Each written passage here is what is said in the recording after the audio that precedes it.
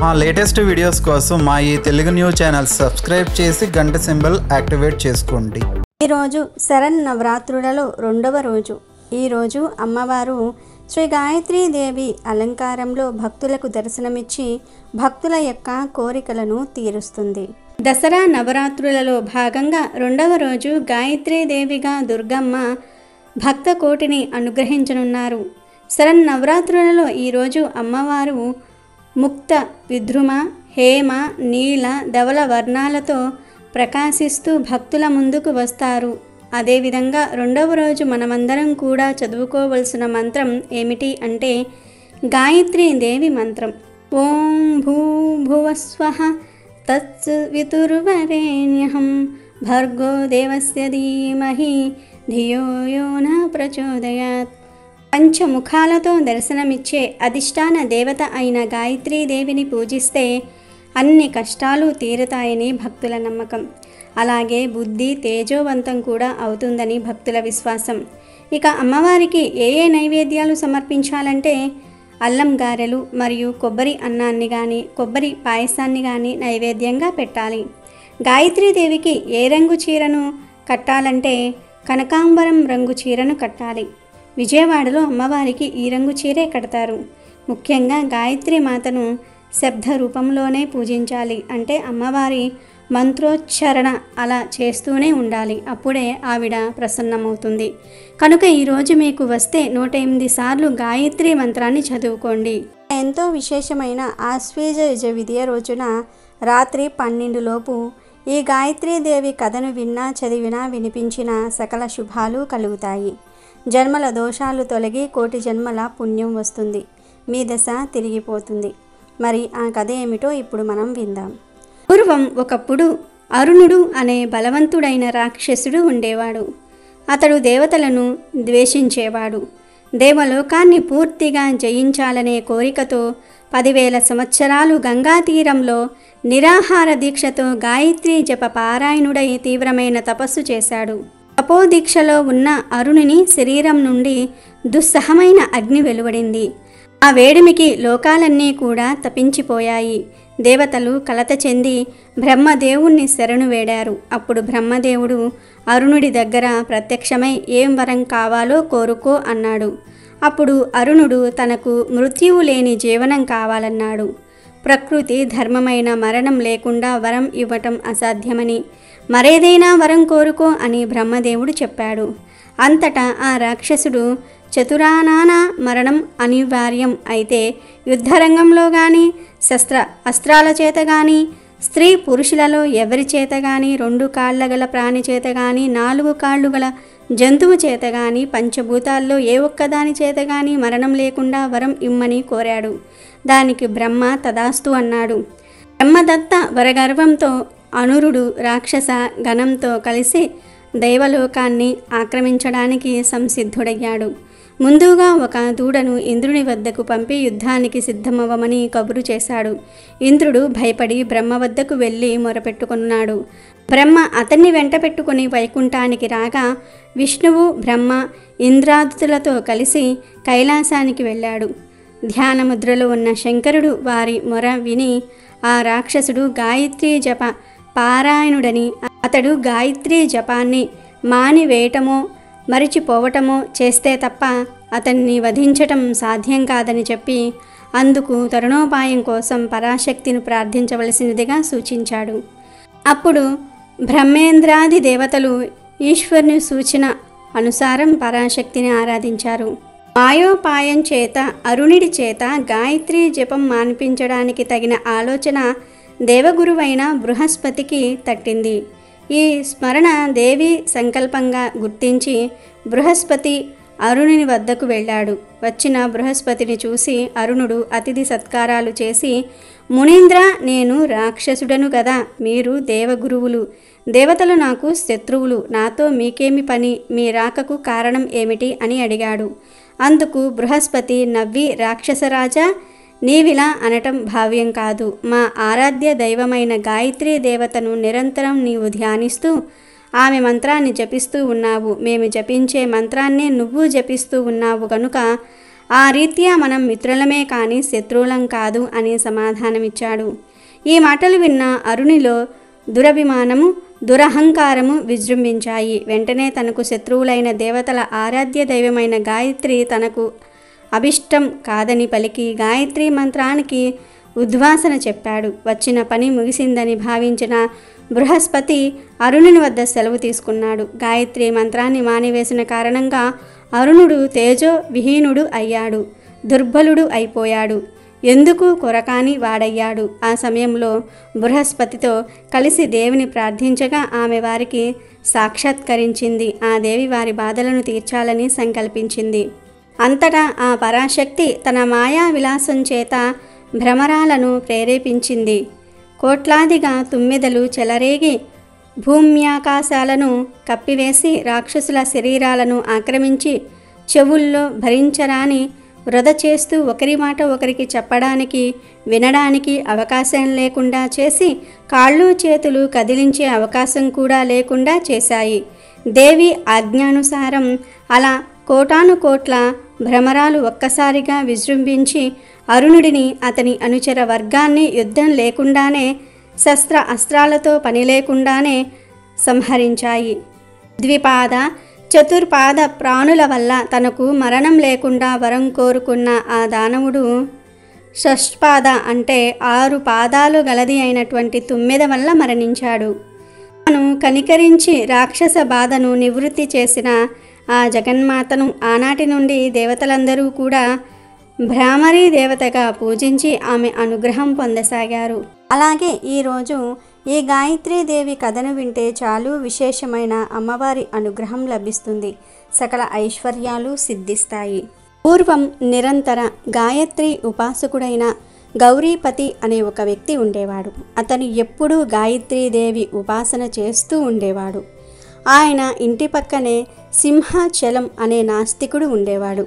అతను ఒక రైతు, అందరికీ సాయం చేసేవాడు, ఆపదలో ఉన్నవారిని ఆదుకునేవాడు, మంచి మనసున్నవాడు. కానీ దేవుణ్ణి మాత్రం నమ్మేవాడు కాదు, ఏ పూజలు చేసేవాడు కాదు. అలా కాలక్రమంలో వారిద్దరూ వృద్ధాప్యంలో అడుగుపెట్టి మరణించారు. గౌరీపతి కోసం దేవదూతలు వచ్చారు.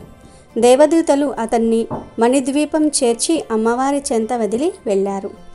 తేజస్సుతో వెలిగిపోతున్న అమ్మవారిని చూసి పులకించిపోయాడు గౌరీపతి. అంతలో అదే దేవదూతలు అతనికి బాగా తెలిసిన సింహాచలాన్ని తీసుకొచ్చారు. అతడిని చూసి ఆశ్చర్యపోయాడు గౌరీపతి. అప్పుడు గౌరీపతి, అమ్మా, నాదొక సందేహం ఉంది, తీరుస్తారా అని వినమ్రంగా అన్నాడు. ఏమిటన్నట్టు చూసింది మాత. అప్పుడు గౌరీపతి ఇలా అన్నాడు, అమ్మ, నా చిన్నప్పటి నుంచి నీ మంత్రోపాసనే శ్వాసగా జీవిస్తున్నాను. నీ పూజలు తప్ప నాకు మరేమీ తెలియదు. జీవన పర్యాంతం నీ సేవలో గడిపాను. నీ అనుగ్రహం కోసం నేను ఇంత కష్టపడితే నీ పేరు కూడా తలవని పరమ నాస్తికుడైన సింహాచలం నీ సన్నిధికి ఎలా రాగలిగాడు అని అడిగాడు గౌరీపతి. అప్పుడు గాయత్రీదేవి ప్రశాంతంగా నవ్వి, భక్త, అతను నాస్తికుడే, కానీ నా కోసం ఆకుపచ్చ దీపాలు వెలిగించాడు. గౌరీపతి, సింహాచలం నాకు పూజలు చేయకుంటేనేం, అతను నిర్వర్తించింది నా సేవే. ఎప్పుడూ పరుల సౌఖ్యం గురించి ఆలోచించేవాడు. మొక్కలు నాటుతూ మైళ్ళ కొద్దీ భూమిని పచ్చదనంతో నింపాడు. పశుపక్షాదులకు ఆశ్రయం కల్పించాడు. అతను వెలిగించిన ఆ ఆకుపచ్చ దీపాలతో నేనెంతో సంతోషించాను. అందుకే అతనికి నా లోకం ప్రాప్తించింది అంది గాయత్రీదేవి. గౌరీపతి అమ్మవారి వైపు చూస్తూ చెమర్చిన కళ్ళతో నమస్కరించాడు. అదన్నమాట సంగతి. నిరంతరం పూజతోనే దేవరుల అనుగ్రహం పొందవచ్చు అనుకుంటే పొరపాటు. పరుల కోసం ఆలోచించటము, కష్టపడే వారికి సాయం అందించటము, ఉపకారంతో దేవతాస్తుతి చేయటం ద్వారా కూడా ఉన్నత గతులు అందుతాయని గాయత్రీమాత ఈ కథ ద్వారా తెలియజేసింది. సారి గాయత్రీదేవి అంటే ఎవరు అనే సందేహం వశిష్ఠ మహర్షికి వచ్చింది.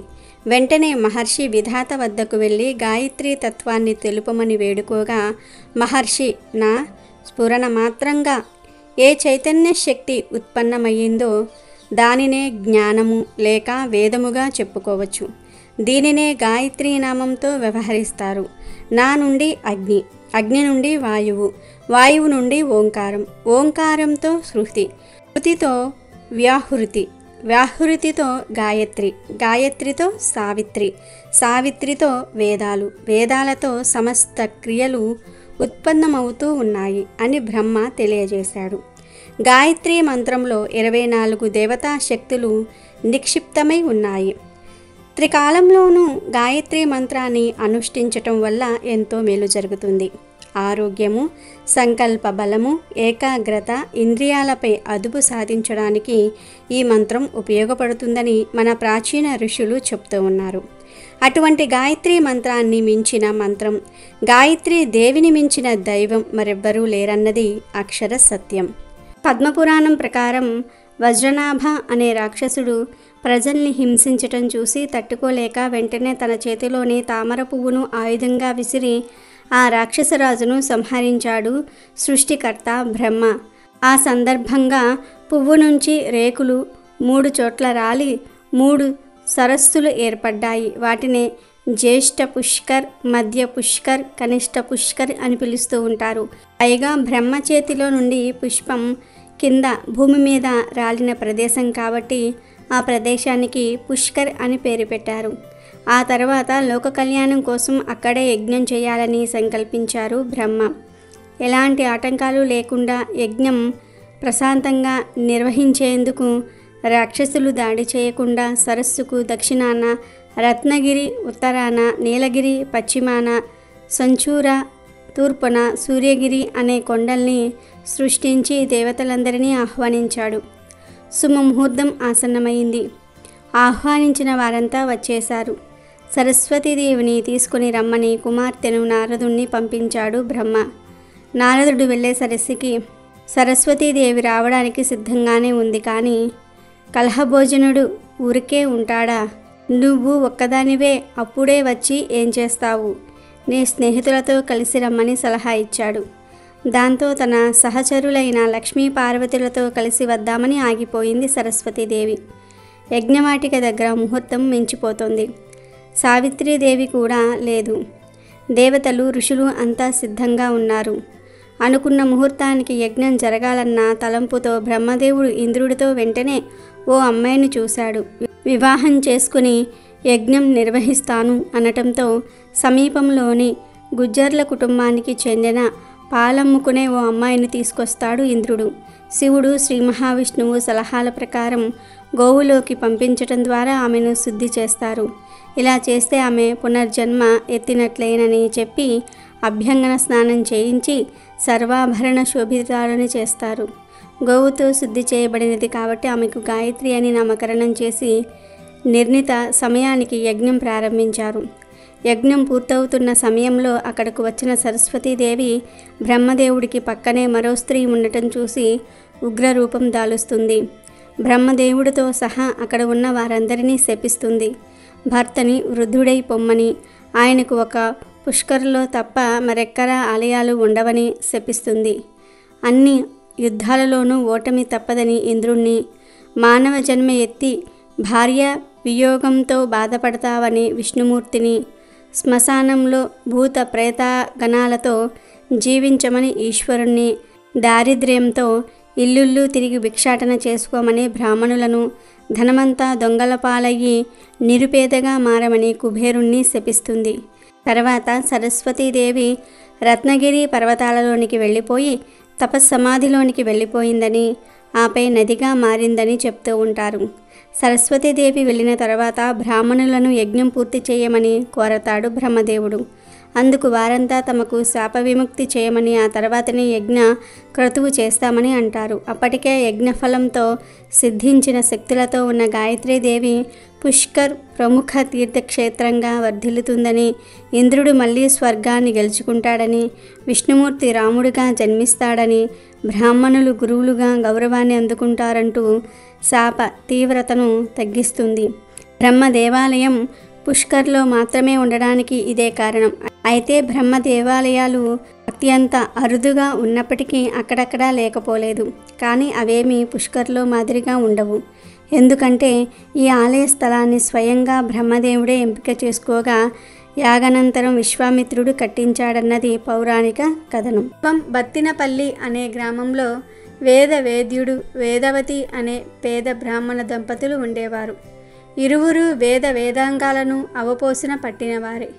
ఆ రోజుల్లో బ్రాహ్మణులకు ఆస్తిపాస్తులు ఏమీ ఉండేవి కాదు. ఉదయాన్నే లేచి ఊరికి పక్కనే ఉన్న కావేరీ నదిలో స్నానమాచరించి సూర్యునికి ఆర్జమిచ్చి ఇంటికి వచ్చి అగ్నికార్యం చేసుకొని వేదవేద్యుడు ఊళ్ళోకెళ్ళి 5 ఏళ్లలో ఆయా వారము తెస్తే వేదవతి వండి పెట్టేది. అప్పటి వరకు గాయత్రి జపిస్తూ ఇంటి ముందు పూల మొక్కలు వెనక కూరపాదులు పెట్టుకొని పోషిస్తూ ఉండేది. ఆ 5 ఏళ్లలో దొరికే గింజలను పెరట్లోని కూరగాయలు కలిపి వండుకొని భుజిస్తే మరనాడే భోజనం. రోజంతా వేదాలు వల్లిస్తూ ఇంటికి వచ్చిన వారికి మంచి మాటలు పురాణాలు చెప్తూ గడిపేవారు. ఆమెకు వైద్యం కూడా తెలుసు. ఏవో మూలికలు ఆకులు వచ్చిన రోగులకు ఇచ్చి ఆరోగ్యం సరిచేస్తూ ఉండేది. ఆమెది మంచి హస్తం వాచి ఆమె చేతి మందుతో చక్కగా రోగాలు తగ్గిపోయేవి. అయితే ప్రతిఫలంగా వారు ఏనాడు ఏమీ తీసుకునేవారు కాదు. ఒక్కోమారు భిక్ష ఏమీ లభించేది కాదు. అప్పుడు ఇంట్లో పండిన కూరలు ఆకులు వండుకొని భుజించేవారు. ఒకమారు చాలా కరువు వచ్చి పంటలే పండక రైతులు చాలా ఇబ్బంది పడసాగారు. వేదవేద్యునికి భిక్ష వేసేవారే లేకపోయారు. వేదవతి పెరట్లో మొక్కలు కూడా నీరు లేక బతికి ప్రతిఫలం ఇవ్వలేకపోయాయి. ఒక రోజున ఒక పేద ముసలి బ్రాహ్మణ వంగు ఆమె ఇంటి ముందుకు వచ్చి, తల్లి అన్నపూర్ణమ్మ, అన్నం తిని 3 రోజులయ్యింది. కాస్తంత కడుపుకు తిండి పెడతావా అమ్మా అని అడిగాడు. పాపం వేదవతి చాలా బాధపడింది. ఇంట్లో ఏమీ లేవు. ఆ మాటే చెప్పి, అయ్యా మా వారు ఊర్లోకి అయవారానికి వెళ్ళారు. ఈ కరువు రోజుల్లో పిడికెడు ధాన్యం లభించడమే కష్టంగా ఉంది. ఆయన వస్తే ఏమైనా తెస్తే నేను వండి పెట్టగలను అని చెప్పింది. ఆయన ఏమీ తేకపోతే మీరేమి తింటారు అన్నాడా ముసలివంగు. అయ్యా, వెనుక ఇంట్లో కూరలు ఉండేవి. ఈ కరువుకు నీరు లేక భూమి ఎండిపోయి అవి కాయట్లేదు. ఏమీ తేకపోతే మా ఇంట్లో ఈ బచ్చలి తీగ ఉన్న ఆకులు వండుకుని తింటాము అని చెప్పగా నేను ఆకలి భరించలేకున్నాను. ఆ బచ్చలి ఆకులే 4 వండి పెట్టి పుణ్యం కట్టుకో తల్లి, ప్రాణం పోయేటట్టుంది అంటూ అరుగు మీద చతికిలబడ్డాడు. అతని బాధ చూసి ఆమె వెంటనే చేతికి వచ్చినన్ని పెద్ద ముదురు బచ్చలి ఆకులు కోసి ఉప్పు కారం కాస్త వేసి వండి ఆకులో పెట్టి అతడికి ఇచ్చింది. అతడు ఆ బచ్చలాకు కూర తిని త్రేంచి పోతూ ఆ బచ్చలి తీగను తెంపేసి పోయాడు. అతడి వింత ప్రవర్తనకు ఆమె ఆశ్చర్యపడింది. ఇంతలో వేదవేద్యుడు ఉత్తి జోలితో వచ్చాడు. ఆమె అది చూసి జరిగిన విషయం అతనికి చెప్తుంది.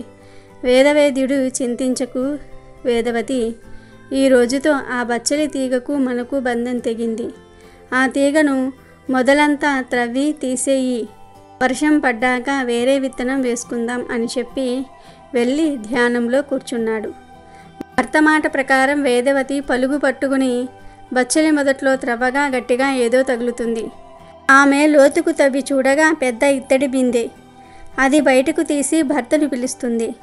వేదవేద్యుడు వచ్చి బిందె మీద బిగించి ఉన్న రేకును ఊడబేకగా బిందె నిండా రత్నాలు వరహాలు మెరుస్తూ కనిపిస్తాయి. వారెంతో ఆశ్చర్యపడి తమ ఇంట బచ్చలాకు తిన్నది సామాన్యుడు కాదని, అంతా ఉపకారం చేయను వచ్చిన భగవంతుడని భావించి వారిరువురు ఆ సొమ్ముతో ఊరి వారందరికీ నిత్యాన్నదానం చేస్తూ సంతోషంగా జీవించారు. ఆకలిగున్న వారికి బచ్చలి తీగ ఆకులు వండి పెట్టినందుకు ప్రతిఫలం ఇది. అందుకే ఆకలిగున్న వారిని ఉత్తి చేతులతో పంపక ఏదో ఒకటి ఇవ్వాలనే మాట వచ్చింది. అలాగే ఈరోజు శుక్రవారం కనుక సంతోషీమాత వ్రత కథను వింటే చాలు, అమ్మవారు లక్ష్మీదేవి స్వరూపంలో మీ ఇంటికి వస్తారు, మిమ్మల్ని అపర కుబేరుల్నిగా మార్చేస్తారు.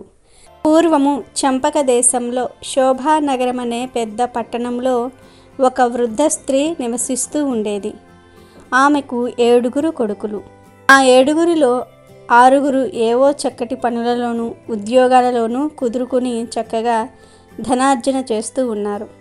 7వ వాడైన శ్రీకరుడు మాత్రం ఏ పని చేయకుండా సోమరిపోతై సంపాదన లేకుండా తిరగసాగాడు. అందువలన అతనిని ఎవరూ గౌరవించేవారు కాదు.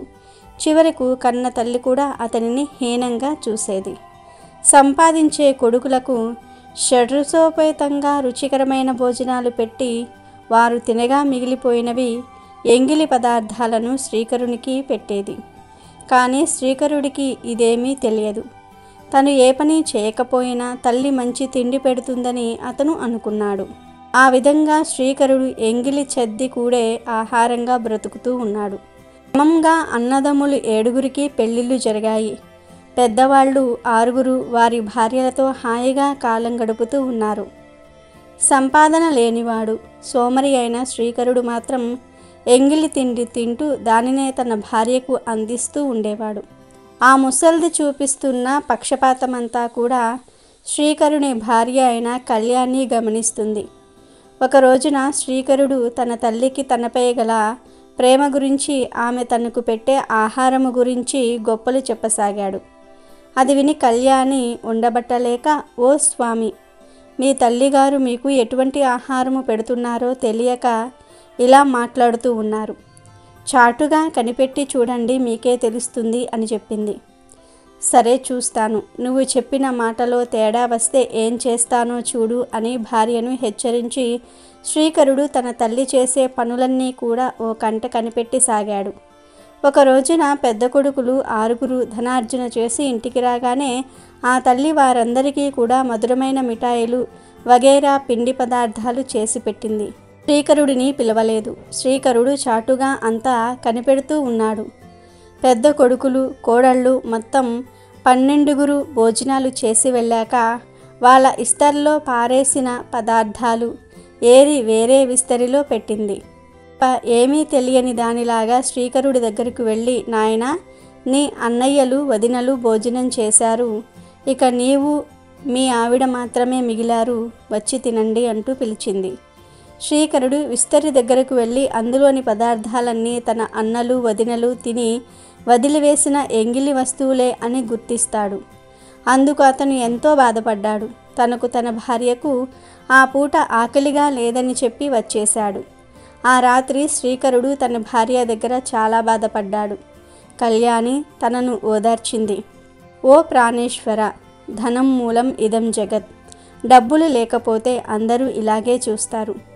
అన్నిటికీ మూలం ధనం. ఇదే మీరు సంపాదన పరులైతే మన పరిస్థితి మరోలాగా ఉండేది అని హితవు చెప్పింది. భార్య మాటలు శ్రీకరుడికి నచ్చాయి.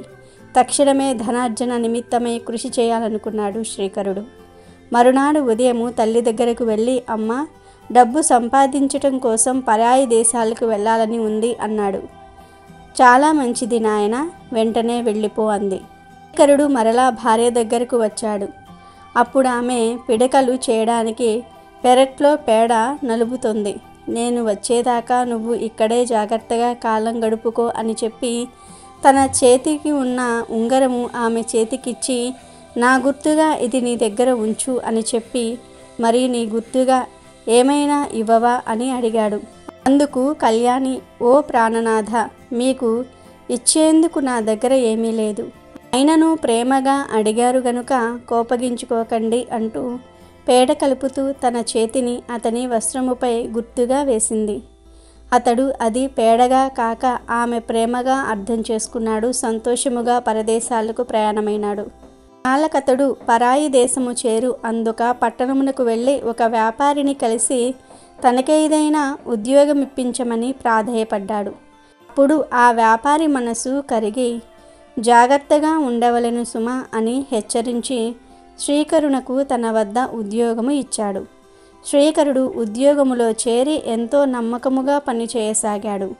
అతని పనితనమునకు విశ్వాస పాత్రతకు మెచ్చుకునే ఆ వ్యాపారి శ్రీకరునకు తన వ్యాపారంలో కొంచెము వాటా కూడా ఇచ్చాడు.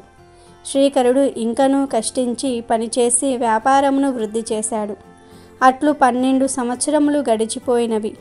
వ్యాపారి ముసలివాడైపోయెను. అందువలన తన వాటా ధనం మాత్రం తాను తీసుకొని తక్కిన వ్యాపారమంతయు శ్రీకరునికే అప్పగించి అతడు విశ్రాంతి తీసుకొనసాగెను.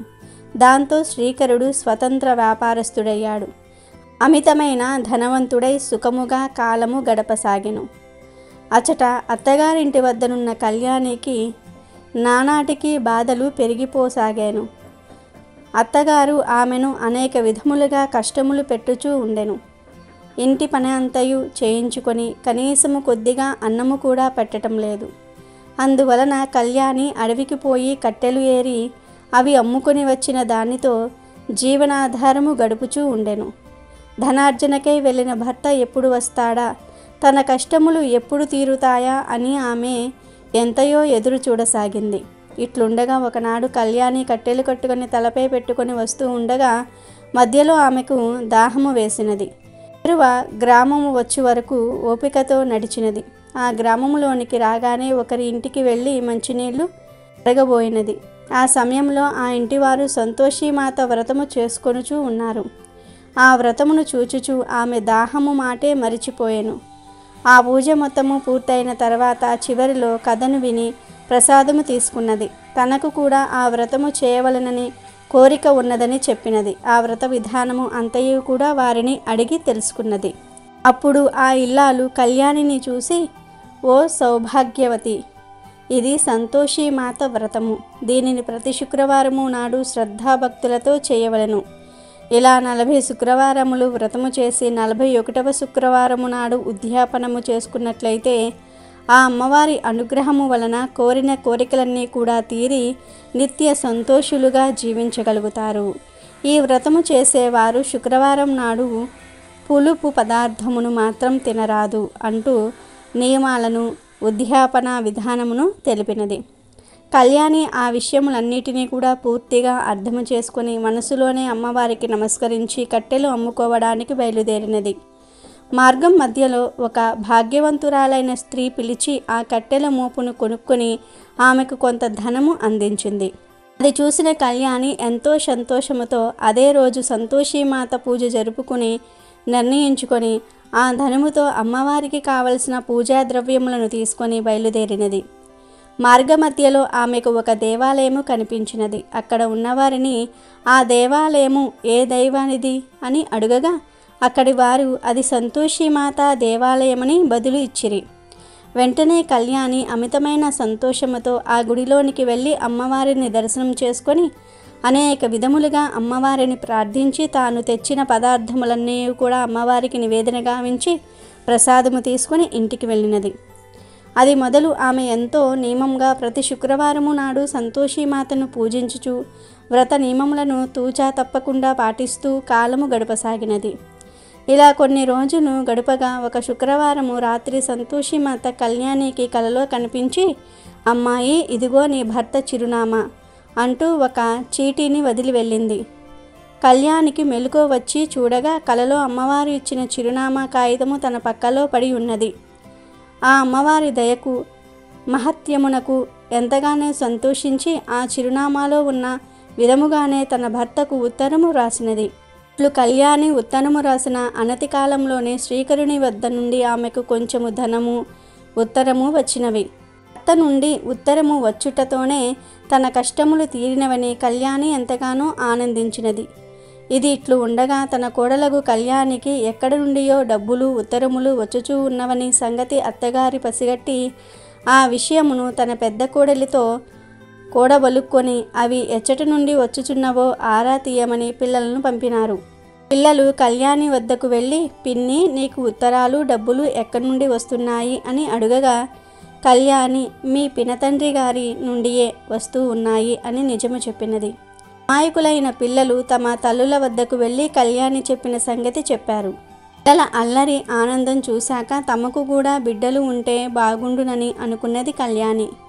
ఒకనాడు గుడికి వెళ్ళి అమ్మవారి దర్శనము చేసుకొని, నన్ను కటిక దరిద్రము నుండి తప్పించినావు, నీ దయ వల్ల సుఖముగానే ఉన్నాను, కానీ స్త్రీకి మాతృత్వమే కదా ప్రధానమైనది, కానీ నాకు పిల్లలు లేరు, కావున తల్లి నన్ను నా భర్త చెంతకు చేర్చు, నా కాపురం నిలబెట్టు, నాకు కడుపు పండేలాగా చెయ్యి తల్లి అని మరీ ప్రార్థించింది.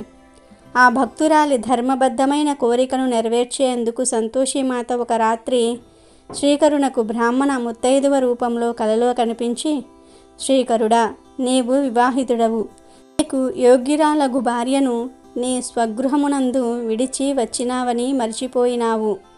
ధన సంపాదన ఒక్కటే జీవితముగా కాలము గడుపుచూ ఉంటివి. ఇట్లైనచో పెండ్లి ఎలా చేసుకుంటివి? నీ చెంతనే ఉండాలని, చిలక గోరింకవలే కాపురం చేసుకోవాలనని ఆ పిల్లకు మాత్రము కోరిక ఉంటుందా ఉండదా? కావున నీవు వెంటనే నీ స్వగృహమునకు ప్రయాణము కమ్ము. ఆమెను కూడి సుఖముగా సంసారము చేసుకొనుము.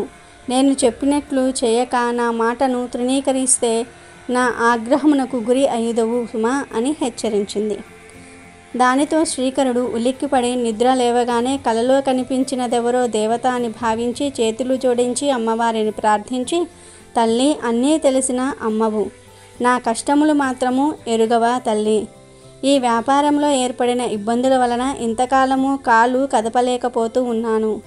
నా మీద దయ ఉంచి నా చిక్కులు ఎంత త్వరగా తొలగిస్తే అంత త్వరగా నేను నా గ్రామమునకు బయలుదేరుతాను. భారము నీదే అమ్మ అని మొక్కుకున్నాడు. అతని మొరవిన్న తల్లి అతనిని కరుణించింది. ఆమె అనుగ్రహము వలన వ్యాపారంలో ఏర్పడిన ఇబ్బందులన్నీ కూడా ఇట్టే తొలగిపోయాయి. కావలసిన సొమ్మంతా చేతికి వచ్చేసింది. ఆ ధనమంతా మూట కట్టుకుని అమ్మవారికి నమస్కరించుకొని తన భార్య వద్దకు ప్రయాణమైనాడు శ్రీకరుడు. ఇక్కడ శ్రీకరుడు బయలుదేరగానే అమ్మవారు కళ్యాణికి కలలో కనిపించి, అమ్మాయి, నీ భర్త నీ కోసం బయలుదేరాడు. సరిగ్గా నీ భర్త వచ్చే రోజున నువ్వు నీ కట్టెల మోపును 3 భాగములుగా చేసి, ఒకటి నదీ తీరమున, మరి ఒకటి నా గుడిలో పెట్టు. 3వది నీ తలపై పెట్టుకొని నీ భర్త నీ ఇంటి వద్దకు రాగానే అతనికి వినబడేటట్లు మీ అత్తగారితో, ఓ అత్త, ఆ పొట్టు రొట్టెలు నాకు పెట్టు, ఆకలిగా ఉంది. నా చిప్ప నీళ్లు నాకు పొయ్యి, త్వరగా వచ్చి మోపు దింపుకో, మెడ నొప్పిగా ఉంది అని కేకలు పెట్టు అని చెప్పి అమ్మవారు కలలోనే మాయమైనారు. శ్రీకరుడు ఊరికి వచ్చాడు. శ్రీకరుడు నదీ తీరంలో దిగేసరికి చాలా చలిగా ఉంది. ఆ చలిలో భార్య గుర్తుకు వచ్చింది. అంతలో అక్కడ కళ్యాణి వదిలి వెళ్ళిన కట్టెల మోపు కనబడింది. శ్రీకరుడు ఆ కట్టెలను మంట వేసి చలి పోగొట్టుకున్నాడు. అక్కడ నుండి తన పట్టణమునకు బయలుదేరినాడు. మార్గం మధ్యలో అతనికి ఆకలి వేసింది. చెరువులో సంతోషిమాత గుడి కనిపించింది. అక్కడ కళ్యాణి వదిలి వెళ్ళిన 2వ కట్టెల మోపు కనిపించింది. శ్రీకరుడు సంతోషించి ఆ కట్టెలతో వంట చేసి భోజనం చేశాడు. ఇంతసేపు విశ్రాంతి తీసుకుని ఇంటికి బయలుదేరాడు. శ్రీకరుడు గుమ్మము వద్దకు వచ్చేసరికి కళ్యాణి కట్టెల మోపుతో వచ్చి అమ్మవారు చెప్పినట్లుగానే కేకలు పెట్టింది. శ్రీకరుడు ఆమెను గుర్తించాడు. ఆమె స్థితికి బాధపడ్డాడు. ఆమె మాటలను బట్టి తన తల్లి, అన్నలు, వదినలు కలిసి ఆమెను ఎంత కష్టపెడుతున్నారో కూడా అర్థం చేసుకున్నాడు. ఆమెను దగ్గరకు తీసుకొని కన్నీరు తుడిచి ఆమెను ఓదార్చాడు. కళ్యాణిని బాధలు పెట్టిన ఆ ఇంట్లో ఉండటము ఇష్టము లేక శ్రీకరుడు వేరే కొత్త ఇల్లు కొనుక్కున్నాడు. కళ్యాణి అతను అందులో కాపురం పెట్టినారు. ప్రతి శుక్రవారం నాడు సంతోషిమాత వ్రతం చేసుకుంటూ ఈ దంపతులు ఎంతో ఆనందంగా జీవించసాగారు. అంతలో అమ్మవారి వ్రతమునకు ఉద్యాపన చేయవలసిన సమయము వచ్చినది. ఆ ఉద్యాపన ఎంతో ఘనంగా చేయాలనుకుంది కళ్యాణి. అందువల్ల పాత గొడవలు విస్మరించి అత్తగారిని, 6 తోడికోడలను కూడా ఉద్యాపనకు రమ్మని పిలిచింది. అయితే తోడికోడళ్లకు అత్తగారికి మాత్రం కళ్యాణి మీద కోపం పోలేదు. ఎలాగో అలా ఆమెను కష్టపెట్టాలనుకున్నారు. ఆమె చేసే వ్రతానికి భంగం కలిగించాలని నిర్ణయించుకున్నారు. అందుకోసమని వాళ్ళు నియమం తప్పి కళ్యాణికి తెలియకుండా చాటుగా పులుపు కలిపిన పదార్థాలను ఆమె చేసిన వంటల్లో కలిపినారు. అంతటితో కళ్యాణికి వ్రతభంగమయ్యింది. వ్రత నియమము విరుద్ధంగా ఆ ఇంట పులుపు తిన్నందువల్ల సంతోషిమాత ఆగ్రహించింది. ఆ కారణంగా శ్రీకరునిపై లేనిపోని అబంధాలు పడ్డాయి. రాజభటులు వచ్చి శ్రీకరుణ్ణి బంధించి తీసుకుని వెళ్ళారు. అప్పుడు కళ్యాణి సంతోషిమాత పాదాలపై పడి విలపించింది. తన భర్తను రక్షించమని ప్రార్థించింది. పరమ కరుణామయి అయిన ఆ తల్లి కళ్యాణి నిర్దోషి కనుక ఆమెను అనుగ్రహించింది. అందువల్ల శ్రీకరుడు బంధ విముక్తుడై ఇంటికి చేరాడు. తిరిగి ఆ దంపతులు ఆనందంగా కాపురం చేసుకోసాగారు. ఒకసారి కళ్యాణిని ఆ అమ్మవారు పరీక్షించదలచి పిచ్చగత్తె వలె మారువేషం ధరించి ఓ చేత్తో బెల్లము, ఓ చేత్తో శనగలు తింటూ వెంట చొంగ కార్చుకుంటూ రాసాగింది. ఆమె నోటిపైన, చేతులపైన ఈగలు ముసురుతూ ఉన్నాయి. వికృత రూపంలో ఆమె కళ్యాణి ఉన్న వీధికి వచ్చింది. వీధిలో పోయే పిల్లలు, ఆడుకునే పిల్లలు ఆమెను చూసి రాక్షసి, దయ్యం అని కేకలు వేస్తూ రాళ్ళు రువ్వసాగారు. పిల్లలు ఆమె మీదకు విసిరిన రాళ్లన్నీ కూడా వెళ్ళి కళ్యాణి వాళ్ళ బావలకు, తోడికోడళ్లకు తగలసాగాయి.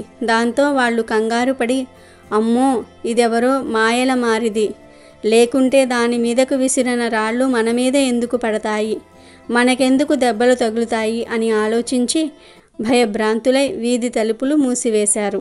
గమనించిన సంతోషి మాత ఆ ద్వారాలకేసి ఒక్కసారి చూసింది.